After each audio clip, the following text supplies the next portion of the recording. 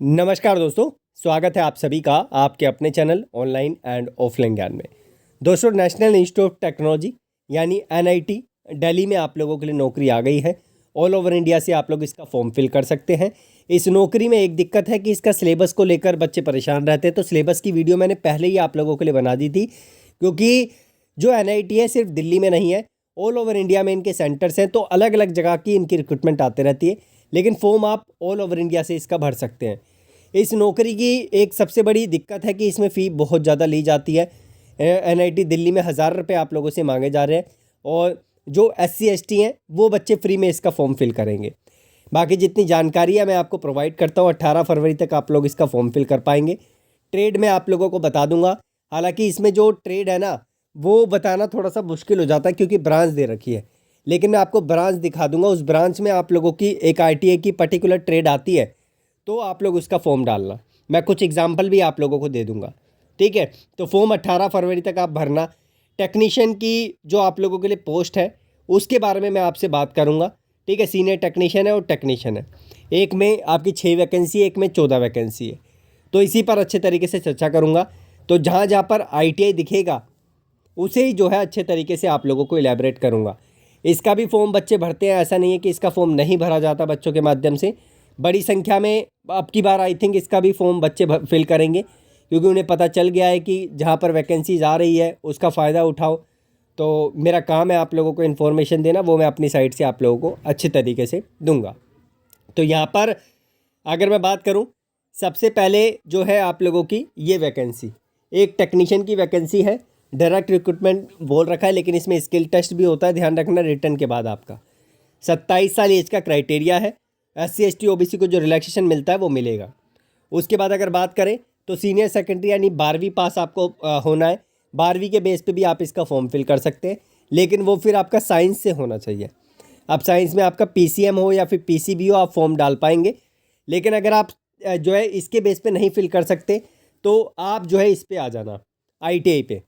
क्या है कि सीनियर सेकेंडरी 10+ ITA आपको चाहिए from a recognise board with at least 50% marks, and ITA course आपका 1 ईयर का।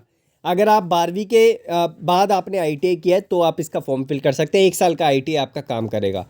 फॉर एग्जांपल इसमें कोपा वाले बच्चे अप्लाई कर सकते हैं, तो यहाँ पर उनका जो है 12वीं पास प्लस ITI आप लोगों का काम कर जाएगा। 50% मार्क्स आपके जो है अगर हैं तो। उसके बाद अगर 10th बेसिस पे भरना है, तो 10th बेसिस पे जो फिटर है, इलेक्ट्रीशियन जैसी ट्रेड है, वो बच्चे जो है इसके बेसिस पे भर सकते हैं, 10+ ITA के बेस पे। लेकिन 2 साल का ITA चाहिए, इस चीज़ का ध्यान रखना। और डिप्लोमा कर रखा है तो डिप्लोमा बेसिस पे आप लोग यहाँ से फॉर्म फिल कर पाएंगे। डिप्लोमा आपका 3 इयर्स का होना चाहिए। उसके बाद अगर मैं आगे बात करूँ तो आगे और भी इंफॉर्मेशन आपको देखने को मिलेगी। जो मैंने आपको टेक्नीशियन की जो है क्वालिफिकेशन बताई है, वही चीज़ आप लोगों की जो है यहाँ पर जो सीनियर टेक्नीशियन है उसकी पोस्ट में भी आपको देखने को मिलेगी। और अगर मैं ट्रेड की बात करूँ कि कौन सी ट्रेड वाले बच्चे अप्लाई कर सकते हैं, तो यहाँ पर जो है मल्टीपल आप लोगों को चीज़ें दिखाई देगी। फॉर एग्जांपल मैं ये ले लेता हूँ, ठीक है। ये सीनियर टेक्नीशियन की पोस्ट है, और यहाँ पर जो है अगर मैं ट्रेड की बात करूँ, ट्रेड आपको कंफ्यूज करेगी, तो मैं एक बार बता देता हूँ आपको। तो रिलीवेंट डिसिप्लिन या फिर फील्ड CSC, जैसे कोपा वाले बच्चे हो गए कंप्यूटर साइंस के अंदर, वो इसका फॉर्म डालेंगे। IT वाले बच्चे हो गए, वो भी इसके अंदर जो है फॉर्म डालें, इसके अंदर फॉर्म डाल सकते हैं। अगर मैं इसकी बात करूं तो जैसे इलेक्ट्रॉनिक्स एंड कम्युनिकेशन इंजीनियरिंग में जो इलेक्ट्रॉनिक्स मैकेनिक के बच्चे हैं वो डालेंगे। अगर मैं इलेक्ट्रिकल इंजीनियर की बात करूं तो जो ITA वाले बच्चे हैं, जैसे इलेक्ट्रिशियन के हो गए, वायरमैन के हो गए, वो इसमें डाल सकते हैं। और अगर मैं मैकेनिकल इंजीनियरिंग की बात करूँ तो जैसे फिटर हो गया, टनर हो गया, मशीनिस्ट हो गया, जो मैकेनिकल ब्रांच है, ठीक है। 1 साल की ट्रेड है तो आपको 12वीं के बेस पे अप्लाई करना है, 12वीं प्लस ITA। और 2 साल की ट्रेड है तो आप 10+ ITA के बेस पे इसका फॉर्म फिल कर सकते हैं। और बाकी सिविल वाले जो बच्चे हैं वो सिविल वाले इसमें डाल पाएंगे। मैकेनिकल में आपको पता ही है कौन कौन सी ट्रेड आती है, मैं बता चुका हूँ। इलेक्ट्रिकल में कौन कौन सी आती है, सिविल में कौन सी आती है, आप लोगों को पता ही है। रोड्समैन सिविल वाले बच्चे, मेसन वाले बच्चे, तो वो इसमें डाल पाएंगे। तो मल्टीपल ट्रेड को इसमें मौका मिलता है। अगर आप बोलोगे तो मैं एक बार ना एक काम करूँगा आपके लिए।